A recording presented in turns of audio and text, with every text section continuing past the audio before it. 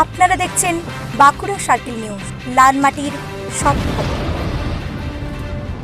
আজ ভোর 4টে নাগাদ কতুলপুরে মির্জাপুরের কাছে একটি বালি বোঝাই ডাম্পারের সাথে একটা খালি লরির মুখোমুখি সংঘর্ষ হয়। সংঘর্ষের ফলে গুরুতর আহত হয় গাড়ির চালক ও খালাসি। আরও একটি গাড়িতে থাকা এক ব্যক্তি গাড়ির চালককে বাঁকুড়া নিয়ে আসার সময় পথে তার মৃত্যু হয়।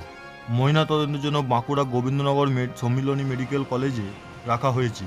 কতুলপুর থানার সহায়তায় রাস্তাটি যানজট মুক্ত করা হয়। গাড়ি দুটিকে কতুলপুর থানার পুলিশ আটক করেছে।